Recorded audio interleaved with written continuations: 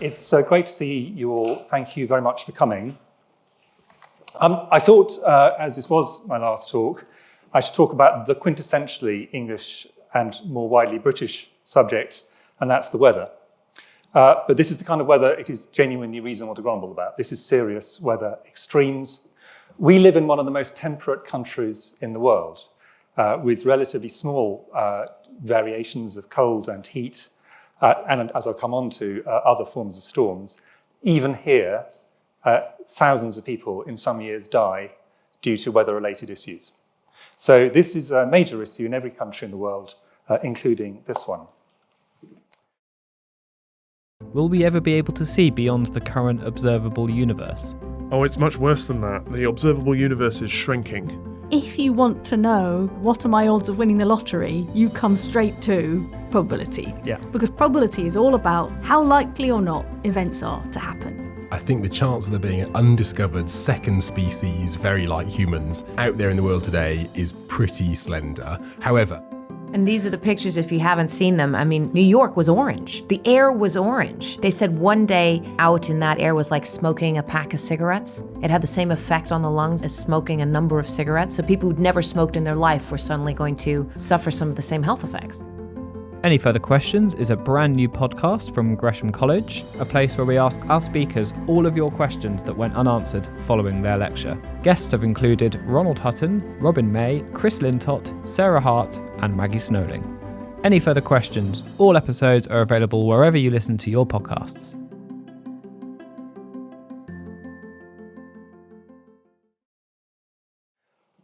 Extremes of cold, heat, hurricanes, massive floods, severe droughts are rare here, but of course common elsewhere.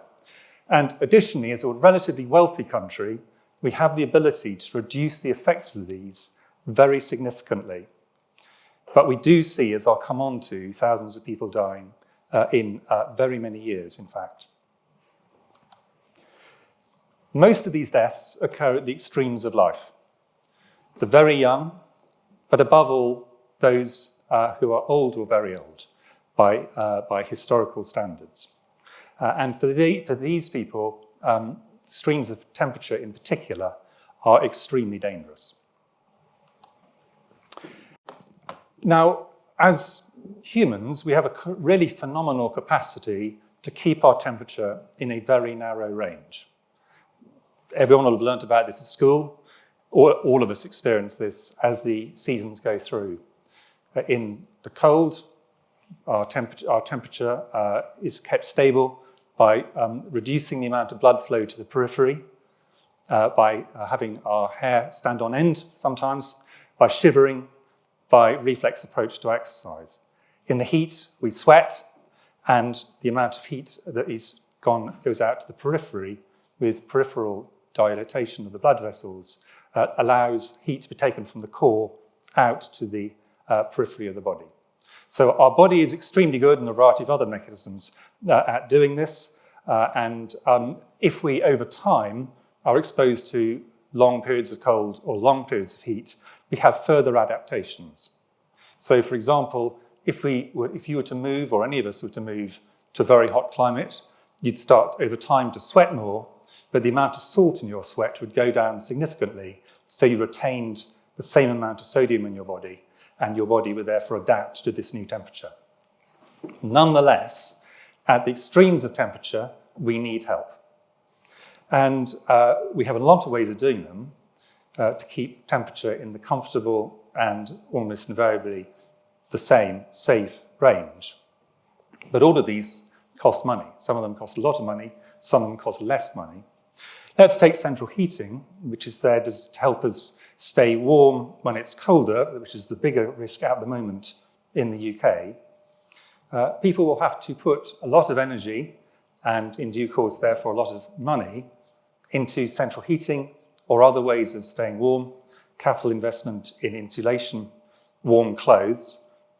In hotter climates, people tend to be putting their energy and their money into keeping the temperature cool through things like central heating, building design, and again, changes to the way in which people are clothed. Now, the mechanisms we do this in engineering terms have varied over history. So I've put at the top the hypocaust in Chedworth Villa, which is one approach to keeping a building warm, and at the bottom a heat pump, which is a much more contemporary method of keeping it warm. Nevertheless, the principle has remained the same. And this means that money reduces the risk from temperature to a fair degree, but not completely. And its absence is an additional risk factor. Now, in addition to that, there are practical cultural responses that are made in countries which are high temperature or low temperature. And I've just given some illustrations here. A cultural response and to a very hot, dry climate on the left, Tuaregs who live around the Sahara, to the very cold environments, Inuits, and to hot and moist climates here in Southeast Asia. But there are a variety of other ones. There are cultural adaptations to heat wherever humans live, heat and cold. Now moving on to the health impacts of these major changes in weather and, in due course, in climate. Let's start with cold, which is the much bigger risk in the UK at this point in time. Cold causes a number of severe illnesses of its own. Just cold, there's nothing else that causes them. But it also makes many other diseases that all of us may have significantly more likely.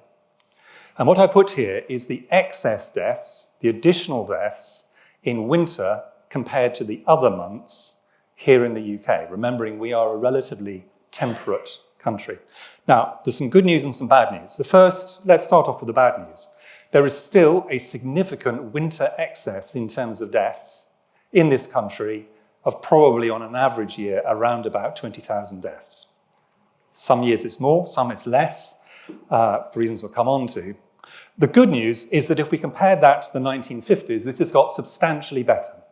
And some of this is due to improvements in medicine, but a lot of it, in fact, is due to improvements in housing and heating over time. So this winter excess has steadily decreased, an aberration, of course, around COVID. Now, the reasons for this are multiple, but there are broadly three. Cold makes various conditions worse or more likely. It significantly increases the risk of quite a number of infections. The reasons for this are complex, and I'm happy to answer questions on it. But all of us will know that the time you're likely to get influenza, pneumonia, COVID, although not quite so clearly seasonal, is in the winter months. The second, and probably the most important in terms of the numbers after that, is cardiovascular disease. And this is in part because of this physiological response the body has to cold, that it's shutting down the peripheral blood system, the blood gets stickier, a variety of other changes, but there's a significant increase in the number of heart attacks and strokes which you get, and I'll go through these in slightly more detail in the next few slides. And then, of course, there are the obvious things like slips and trips on ice, and you think, well, breaking a bone is an unfortunate thing to happen. If you're a child or a young adult, that's broadly true. If you break a bone as an elderly adult, that has a high mortality. So these kind of things are actually non-trivial. Now, here's the impact on cardiovascular disease, and I think it's quite striking. On this graph, what we see is the risk of myocardial infarction, heart attack, by temperature. So the further left, the temperature down to 0 degrees, the lower the temperature, and on further right, the higher the temperature. Down to about 15 degrees, there isn't a huge gradient in terms of temperature. After that, it starts to change significantly. If you're a young person, the impact on cardiovascular disease is almost unmeasurable. If you're an older person over 50, and I'm over 50, so to be clear, I'm a bit older, I'm including people in what I would consider middle age, there is an increase in the chances of heart disease, but if you've got a blameless cardiovascular disease, otherwise you're fit and healthy, that impact is relatively modest. If, on the other hand, you have significant health problems already, and the example here is hypertension, you're at all points more likely to have it, but if you get cold, your chances of having a stroke or heart disease are substantially increased. So the more risk factors you have going into a cold snap, the more likely you are to have problems with cold when you reach that. Now, this is a complex interaction. Some of it's just straight temperature. Some of it is air pollution. So people burn more fuel. And air pollution is a very significant risk factor for cardiovascular disease, stroke and heart attack. And some of it is that infections also increase the risk of cardiovascular disease. So it's not a straightforward just temperature relationship. Nevertheless, this combination is actually a very powerful driver of cardiovascular excess in the winter. And it can be lagged, so meaning you can have the cold day or the cold week in the beginning of January, and you're still seeing an excess of cardiovascular mortality in late January and February. Then there are some diseases or conditions which are very specific to cold weather. The first one I want to talk about is frostbite. And early frostbite, the early stages, are relatively benign in the long term, although unpleasant at the time. People get pins and needles in their extremities go white, sometimes called frost nip. But if you go back into the warmth relatively quickly, you'll make a full recovery. This has no long-term implications. Intermediate frostbite is rather like having a moderate level of burn on the outside of the body. The skin goes cold, goes red, it blisters, particularly when people go back into the warmth, and then it'll slough off. And usually the skin underneath that is relatively viable. So it's unpleasant, but it's temporary.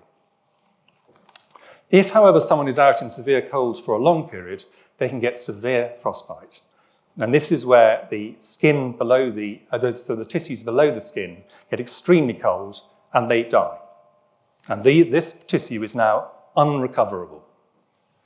And it can have significant damage to muscles, tendons, nerves, bones. If you leave this untreated, people will get gangrene and other major problems. This tissue cannot be resolved. This, therefore, will need quite radical surgery and very specialist care, usually in this country done in burns units.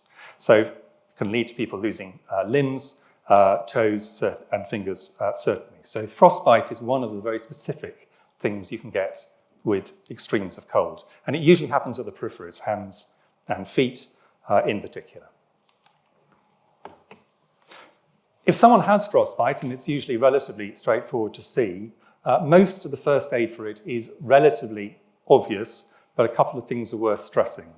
First one, obvious, move someone to a warmer place, but try and minimize them putting pressure on the affected area. So if they've got a frostbite in their foot, try and make sure they don't use that. Remove areas around them, replace wet things by dry ones. All of these, I think, if you were asked from first principles, what would you do? People would agree. Warm someone up by wrapping them in blankets. A few things not to do, in particular, don't rub it in the affected area, which is a natural thing to think you should do, because we tend to do that in other areas, and don't apply direct heat. These can cause further damage in this already damaged skin.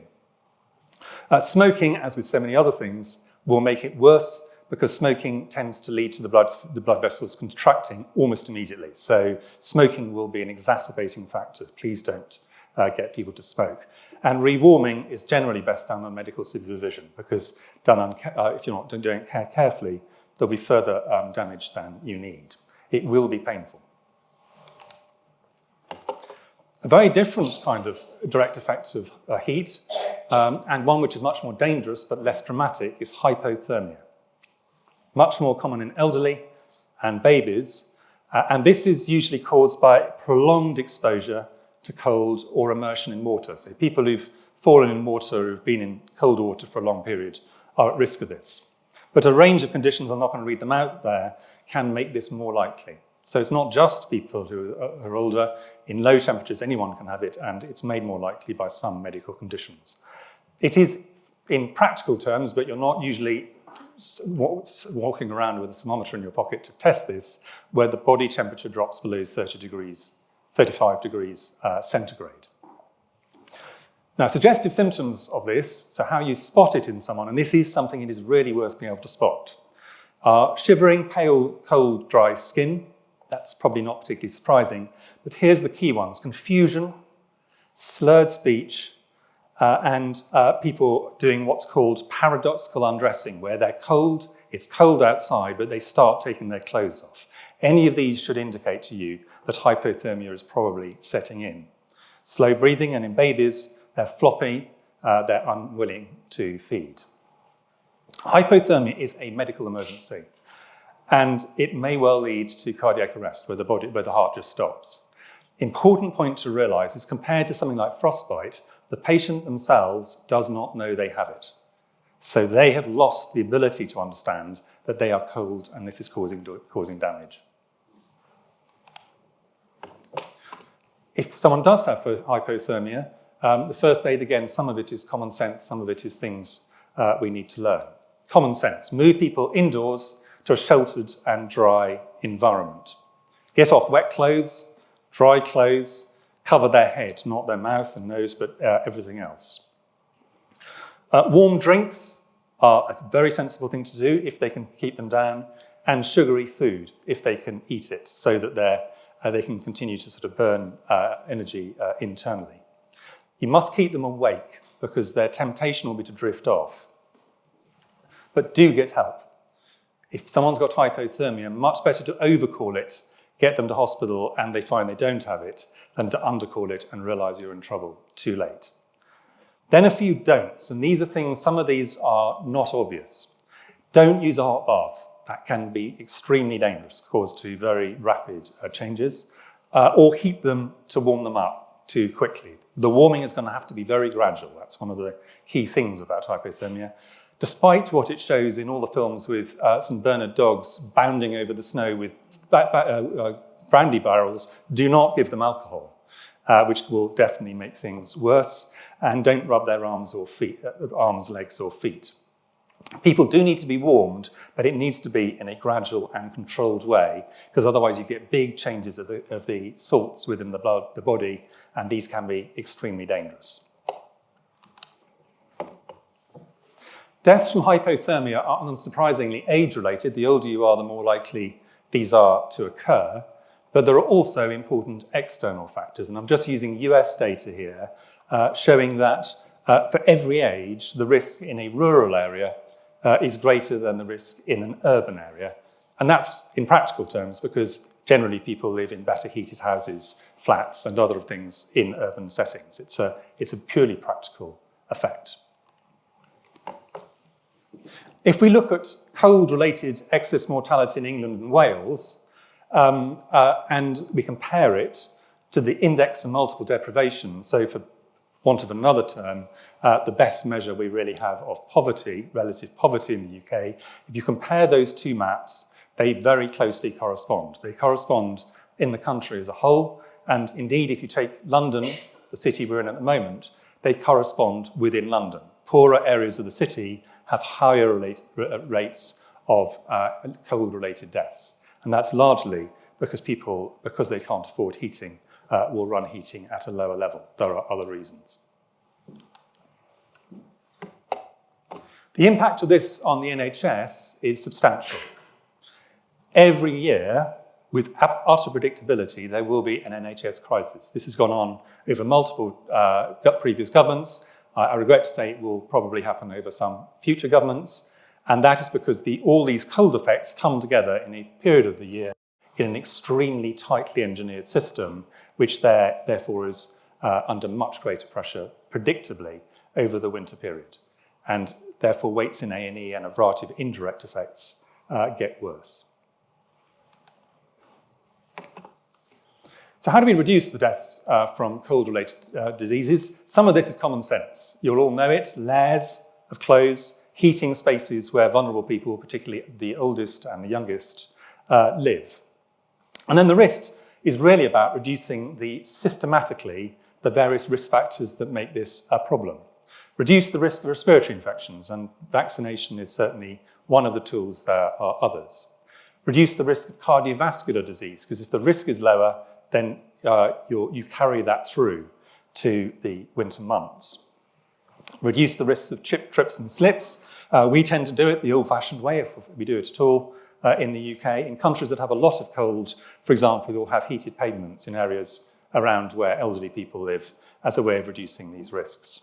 And we must reduce fuel poverty, because fuel poverty drives a lot of what causes this. Just going through a few of those, I mean, here are just 3 of the diseases of older age in particular, which are temperature-related and which can be prevented to some or a large degree by vaccination. COVID, influenza, pneumococcal disease, already used. And hopefully we will shortly have another important infection that affects older people, RSV, added to that list. So we can reduce the risks. We've been extremely effective, in fact, at reducing the risks of coronary heart disease and stroke. This is looking at the mortality rates over time since the 1970s. I consider this as one of the great triumphs of contemporary medicine. And it's a combination of broadly 3 groups of things: primary prevention, things the government does, reductions in smoking, reductions in air pollution, providing exercise facilities for people. Secondary prevention, what doctors, nurses, pharmacists do, they find someone with a high risk factor, put them on treatment for things like hypertension, high cholesterol, and treatment, in which indeed the provost is a particular expert. Combination of these has led to, year on year, steadily, massively improved risks for these diseases. And then engineering. Engineering is actually at the basis of reducing a large number of public health risks. I've talked about that many times over the years I've had the privilege of being a professor at Gresham College. Warehouses are warmer in winter, and you can at the same time maintain ventilation. That will significantly reduce the risk. Those two are in some degree of tension. It's important that we insulate homes. This is one of the best ways we can do to reduce the risks of cold-related disease, actually also heat-related disease, without leading to ongoing expenditure. But the UK housing stock, whilst improving, and on the right what I've shown is the relative efficiency of our housing stock, is one of the oldest and coldest in Northern Europe.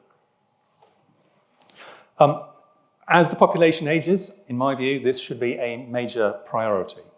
But when doing this, we need to be aware that there is a trade-off between making a building better at ventilation, so reducing the risk of things like flu and COVID, and keeping it warm.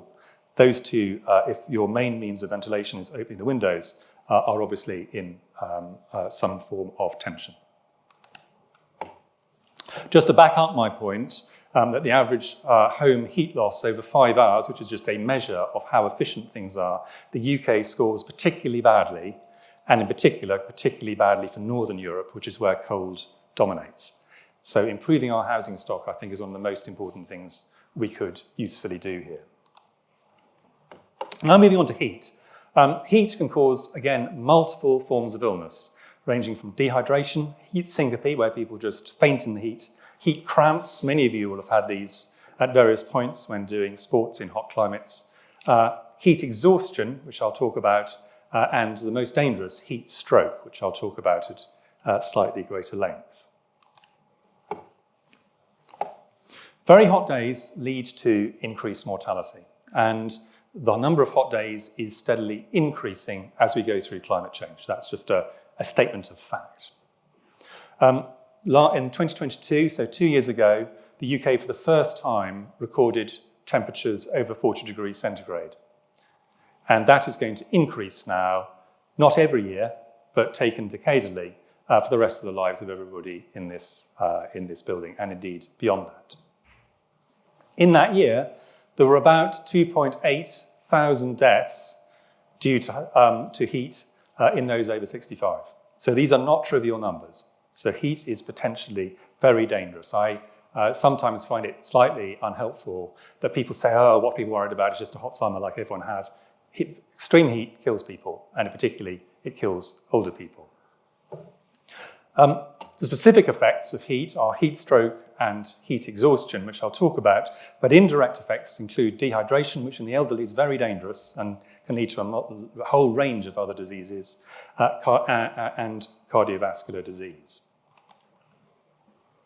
So just to, again, back that up, I'm going to show it 2 different ways to make 2 slightly different points. These are the number of daily death occurrences compared to the 5-year average. So these are actual numbers, they're not extrapolations. And on the green line we've got here is the daily temperature. And the bars, the grey bars, are the hot periods during the summer months. And as you can see, with a very high degree of predictability in the very hot days, the more number of people who died went up. That's just a statement of fact, and went up in a big enough way that you can really see it with a naked eye. You don't need to do complex statistical tests to see that effect is happening.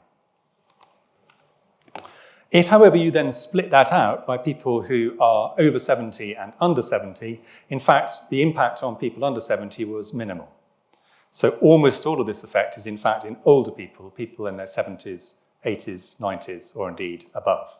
So being older and having very high temperatures is a very high-risk situation. Now, in terms of specifics, there are two broad things which are, again, specific to heat exhaustion and heat stroke. And people can move from heat exhaustion into heat stroke, but they are, as I'll come on to, quite different physiological states. Heat exhaustion is really an exaggeration of the ordinary response to heat. The body has responded normally to heat, but it's very hot heat, so it's actually doing it in a very severe way. People will be sweating profusely, they'll be tired, and maybe dizzy because they've lost fluid, but they've also got all their blood out in the periphery. They'll be very thirsty. These are all normal responses to a hot situation. They'll have probably some headache, nausea, and may have vomiting, which is problematic because it makes rehydration more difficult. They may well have cramps, and again, many of you may have had these when playing sport in heat. Clammy, they may have heat rash, they'll often feel weak. And if you feel their pulse, it'll be fast, and they'll be breathing fast. All of these are actually normal responses to heat, but just taken to an extreme event. They're early warning signs of what might happen, but if you treat people rapidly, the recovery can be very good. And the first aid for someone with heat exhaustion is something which most people should be able to just sort out peripherally. You don't need necessarily, in fact, normally you do not need any help from trained professionals. A good first aider, indeed someone with some basic training, will usually be able to do this. Much of it common sense, move them to a cool place, remove outer clothing, keeping people's dignity, cool water and rehydration with water or sports drinks, cooler the better generally. Spray them or sponge them with cool water so that you're cooling them down peripherally. If you've got a fan, use the fan to help reduce their temperature. And if you've got cold packs, which you may have if you're in an urban environment, wrap them in cloth so they don't freeze to people, and then put them particularly in the armpits and the groin where there's a lot of blood flow, and therefore you can cool people down relatively quickly. If people have got heat exhaustion, they should improve within about 30 minutes. You still want to get them home, you want to get them calm, you want to get them rehydrated, but actually the recovery will be rapid. By contrast, heat stroke is a medical emergency. And there are broadly two forms. There's something called exertional heat stroke. This happens when young, fit people are exposed to usually a combination of high temperature and extreme activity. So, for example, special forces soldiers yomping over the Brecons in the summer carrying heavy packs could get this. They're healthy people, but the risk of their body has been highly stressed. Mortality for this is low, but it's still very dangerous. Non-exertional heat stroke, though, when people just get it, despite ordinary daily living, has a very high mortality, particularly in the elderly. So in older people and people with severe heat stroke, mortality can be 50% or more. So this is very dangerous. Here, the body is not just doing an extreme reaction that's the normal reaction to heat. It is behaving irrationally in the sense to heat, or it's behaving in a way that is very dangerous. The body has lost what's called thermoregulation. It's lost the ability to realize it is too hot. Multiple parts of the body now start to malfunction. This will include inflammation, clotting, the kidneys will start to go, heart, brain, and muscles. And eventually people will fit, and cardiac arrest, if you don't treat them, is likely to occur. So this is very dangerous indeed. Now, how do you recognize someone's got heat stroke? If you've got a thermometer, that's the most telling thing.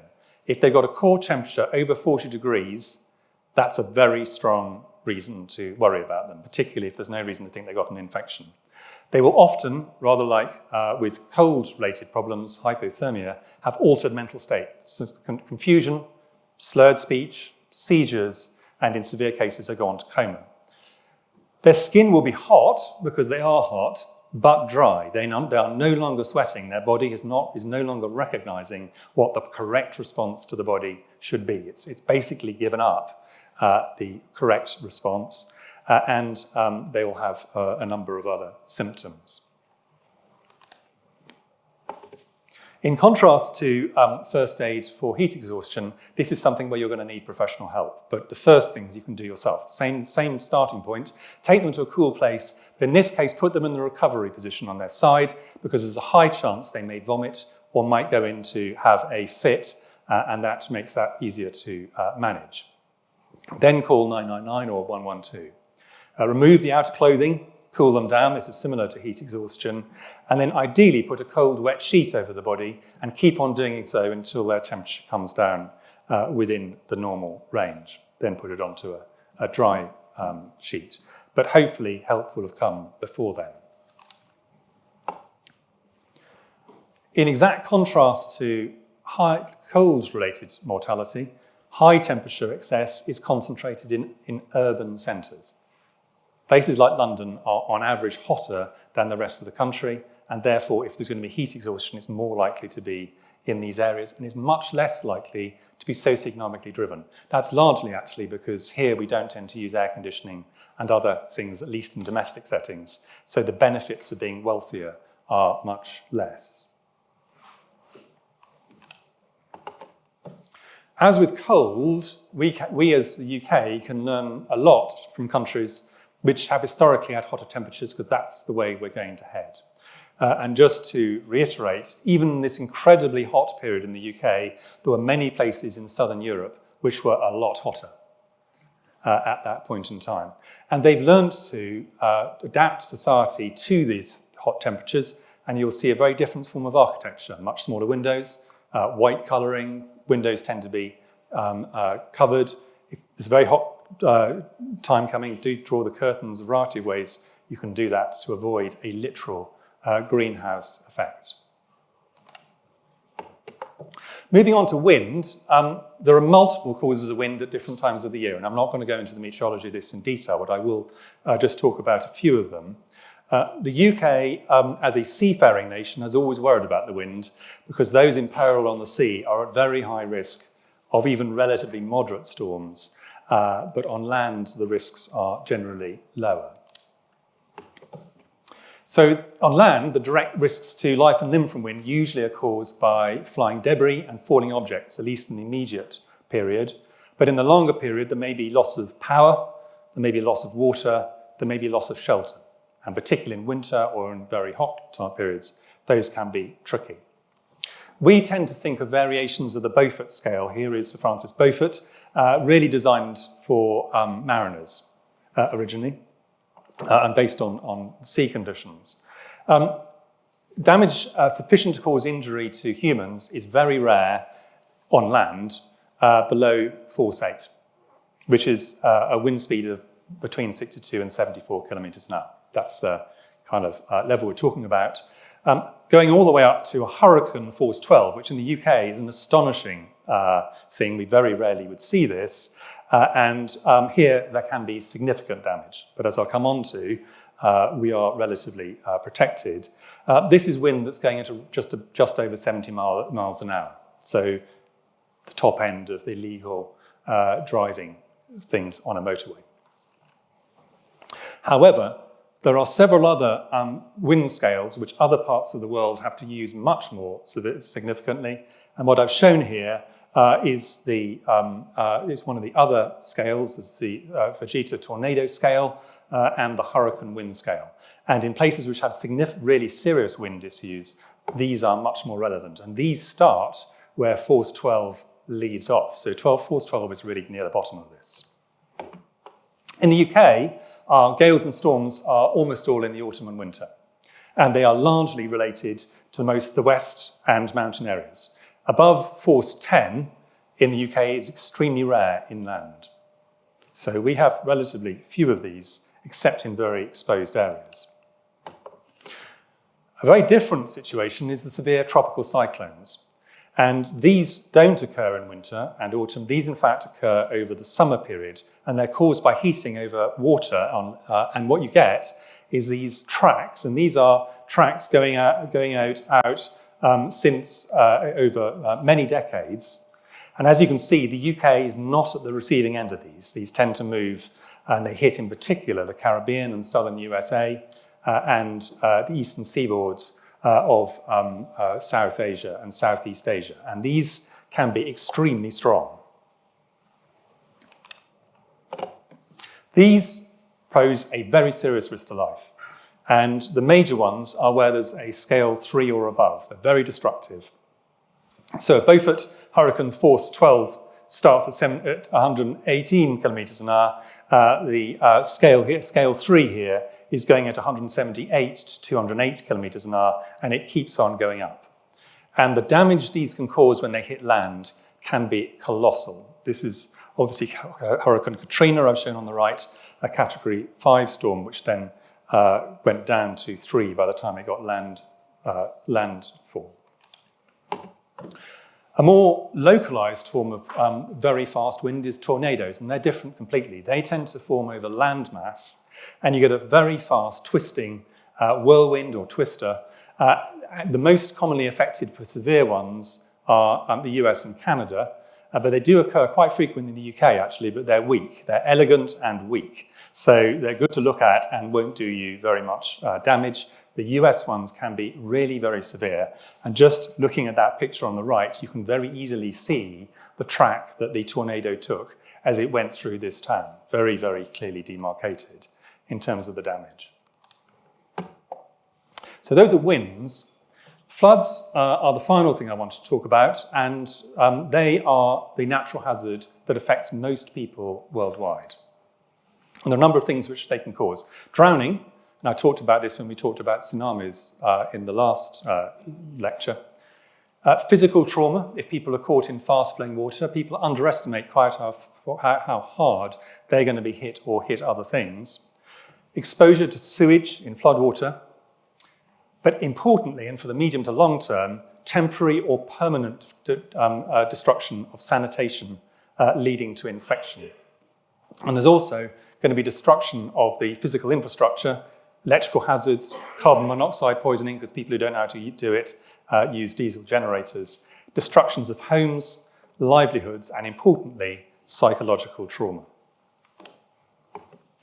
Now, there are lots of reasons why flooding occurs, and different reasons occur at different times of year.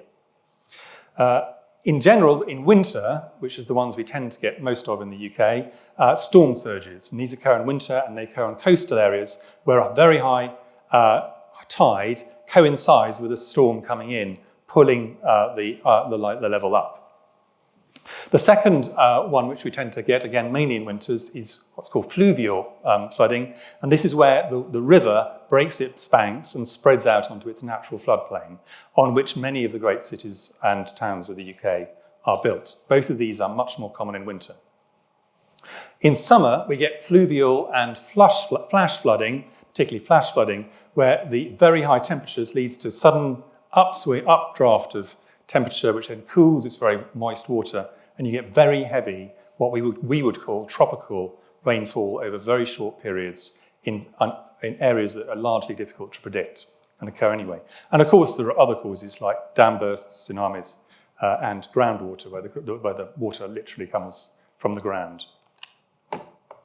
So just taking, again, those one by one, I showed this before with tsunamis, but it's worth reinforcing, because drowning is one of the first aid risks there is a reasonable chance all of you could see at some stage. So the key thing is to do CPR chest compressions to keep the oxygen flowing around the body, and in particular protecting the brain, heart and kidneys. So you do 5 breaths and then 30 chest compressions, and everybody, in my view, should learn how to do it. It's not particularly difficult. There's training done by St John's Ambulance and other good organisations throughout the UK. Really strongly recommend people do this. Just do 2 breaths and just repeat that on a cyclical basis. If they vomit, put them on the recovery position, as anyone who's done first aid will remember. And they may well have hypothermia, so just remember that. But the infectious dangers of floodwater extend far beyond that. And probably the most important of these is sewage getting into water in substantial amounts. Part of this is due to storms outflows, which of course reached the news a lot in the last few years, but these are very big storms, so you get a lot of outflow during these. But in extreme cases, the whole sewerage system will become completely flooded and cease to function. So all the sewage will go directly into the water and downstream. And you may end up with the drinking water system not working and it becoming contaminated. So obvious things to do: avoid any contact with floodwater if you can. It is dangerous. And if you have to, then wash your hands regularly with water you think comes from a safer source. The psychological effects of flooding are often underestimated by those who've not experienced it. Any of you who know someone who's had a major flood in their area will be aware that this actually can take a really serious toll. They've lost their livelihoods, they've lost their houses, they may not have insurance any longer, and they know it could happen again, because if it's happened once, this can occur on another occasion. Quite a lot of UK cities and towns are at significant risk of flooding, and these are the winter flooding, the fluvial and the pluvial. Here in London, for example, a lot of the land is quite low-lying. If it wasn't for the Thames barrier, the risk of flooding, which is already non-trivial, would be significantly higher. And some bits of the east, I put here, Boston, underwater, in Lincolnshire, flooding is a very significant risk and could occur across large areas of the country. Now, with coastal and fluvial flooding, flooding from the river due to winter storms, it's very possible to predict where they will occur because it's low-lying areas on the coast or around the rivers. And it's usually possible with a short lead time to know when. The Met Office will be able to say 5 days out, there is a major storm heading our way, and here's when the high tide's going to be. By contrast, the summer floods, and particular flash flooding, which occurs with a sudden updraft of hot air leading to sudden, very torrential flood, are unpredictable where they're going to occur and unpredictable when they're going to occur. So that the infrastructure isn't there, people aren't expecting it, they don't have all the flood barriers in place, it just suddenly, the heavens open and you've got a major flood in your hands in a place that isn't ready for them. So they can lead to actually worse problems because of the lack of preparedness. Finally, where are we heading? And there are two really major drivers here, one of which is climate change, and the other is the aging population. The aging population is probably the easier one just to summarize. The number of older people is steadily increasing. I did a report on this in the last year over in the UK, and particularly in the peripheral areas, many of which are low-lying and on the coastal strip. And on average, at the same level of temperature, whether they're high or low, people who are older are going to be at greater risk of these temperatures. That's just a physiological fact. So we are going to see more heat and cold related, all other things being really equal disease, because of the aging population. The other one that is important is climate change. And for both of these, I've put here the IPCC report, which is a very authoritative, neutrally written, not shrill report of the risks of climate change and the science as it currently is understood. In terms of climate change effects in the UK, we are going to have effects, quite significant effects, some of which will make some of these things worse or significantly worse, but of course many other countries will have much bigger ones. So on the right, what I put here is the Met Office. These aren't real measurements, this isn't a projection of warmer than average days and colder than average days. And as you can see, the number of warmer than average days is steadily increasing, and that will continue. So with high confidence, we're going to have a lot more hot days, and therefore the heat effects of health are going to increase. Additionally, high confidence, sea levels are going to rise for a variety of reasons, and therefore coastal flooding is going to increase in some areas. High confidence. There's also going to be some decrease in cooler days, high confidence. There's a lot more complexity to the effect on major storms. If I could summarize really crudely, the frequency of them is unlikely to go up, but the strength of many of them is likely to go up. But the impact in the UK is more complex to explain. And I think the science of this is still, in my view, progressing. So I think it's not easy to say with absolute confidence, but I think the general view is some storms will get greater, but other countries will have probably bigger effects from this than we do. And we will likely get wetter winters as a result of this. But in many countries, the effects will be very substantial indeed, and particularly in more marginal areas. Already, many countries have much greater extremes than the UK of heat, of dry, of cold, of wet. And for those areas, these changes can be catastrophic. So the impact on health in places like the Sahel, for example, is going to be really severe indeed. And that's before we get onto things like impact on agriculture.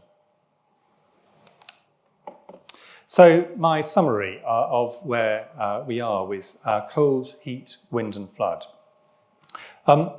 Death and disability from cold and heat, and in some areas of the world, wind and flood, are common. And I think more common than most people realise, measured in the thousands and tens of thousands, even here in the UK, significantly more elsewhere. The old and the very young are the major risk factors, but some other medical conditions make these risks also greater. High income, both as an individual and as a society, can provide a lot of additional protection, largely due to good engineering solutions. They will reduce these risks, but definitely not to zero. Clearly, many countries have much greater extremes than the UK, and these are going to get more severe as climate change steadily progresses over the rest of this century and beyond. And I think the one thing I would say, and this is true for all three of the talks I gave in this series, where I started off with the medical emergencies that come from man-created, human-created things, radiological, nuclear, chemical, moved on to the major geophysical ones, tsunamis, earthquakes, volcanoes, but actually the most common of them, the weather-related and in due course climate-related ones, it usually seems unlikely until it happens.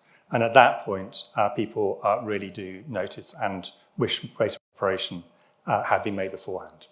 Thanks very much. Happy to answer questions.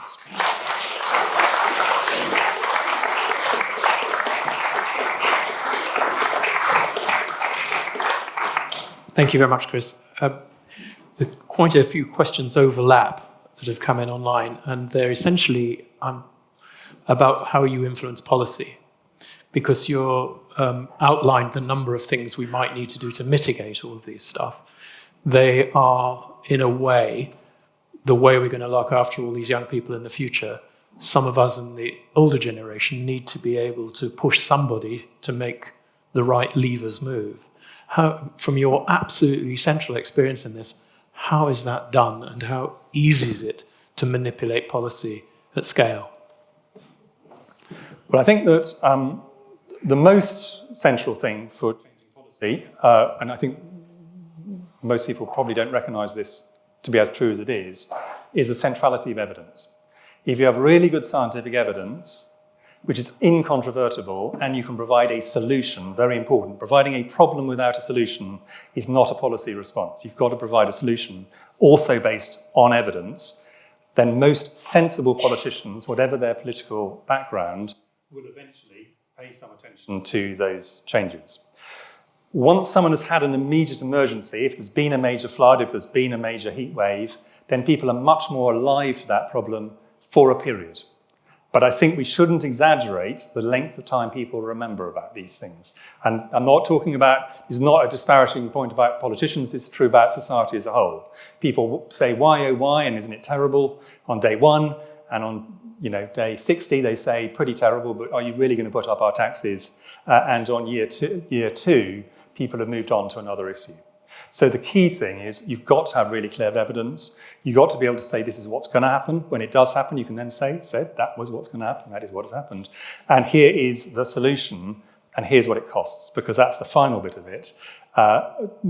Generally, government is about making hard choices between different things, all of which are good to do and all of which cost resource. What we have to do is say, here's a big problem, here's a solution, and here's the cost. And if you don't do that, the implications in the long term are going to be substantial. Oh, thank you. Much of what you've talked about, future change, is extending some of our understanding of climate change in terms of making the country hotter, the climate hotter. But I'm the victim of reading too many types of science, and I often see things talking about the amok currents in the oceans and also possibly the Gulf Stream changing and doing quite the opposite, maybe up to 15 or even more degrees. Does that affect the advice that you feel you'd like government to listen to? So I think with all of climate, and I did actually wonder whether I should do a whole talk on climate change because it's a complex area. There are some things we're very confident of, some things we're less confident of, and some speculative stuff.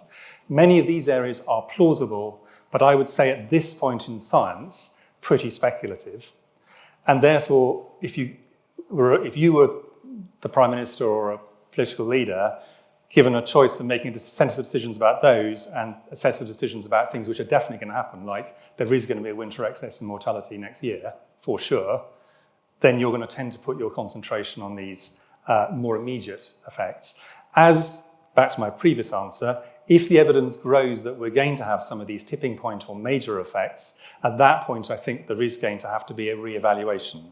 But they're quite a long way, I think, from my view, from the central projection of where we're going to be. And I tend to say, well, the IPCC has a very large number of really expert people in this area. I tend to kind of follow their central projections as the people who've actually looked at this collectively among the people who've got the right skills.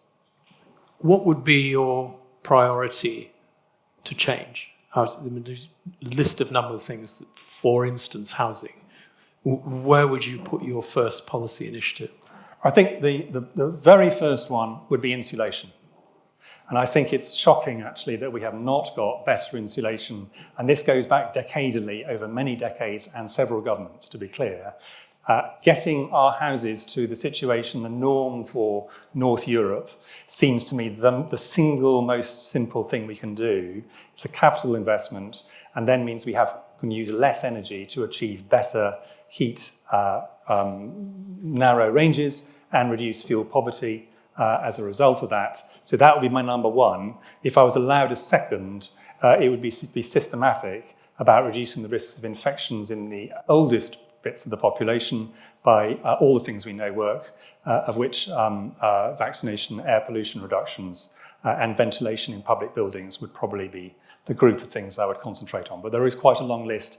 They're all achievable. And I want to be clear about that. None of these are, in any sense, sort of pie in the sky, yeah, it'd be lovely to have if we could do it. They're perfectly straightforward. If we wanted to invest in insulation, we certainly could do so. There was a cricketer on the radio this week who had been playing cricket, I think, in Pakistan. And the temperature was 40 degrees. The humidity was over 90%. He was running and out there for 8 hours in the baking heat. Should sporting authorities stop that? Well, I think, firstly, as I said right at the beginning, people who live in very hot or very cold climates acclimatise to those over a period of time. And if you're a young and healthy person, very fit, as all these sports people are, they will tolerate a degree of those issues which you wouldn't otherwise expect. But there has to be an upper level of tolerance. And I talked about, for example, special forces soldiers in the UK going over their really demanding, grueling courses. Even for them, there is an upper level of tolerance where the risk of someone getting heat stroke is so great that people will pull back. And I think the same would be true at the extremes of sport. But of course, the kinds of temperatures we're talking about would not be tolerated by the same cricketer when he's in his 90s. So you have to realise that the biggest worry tends to be people who are in the extremes of age. Again, Professor Chris Whitty, thank you so much.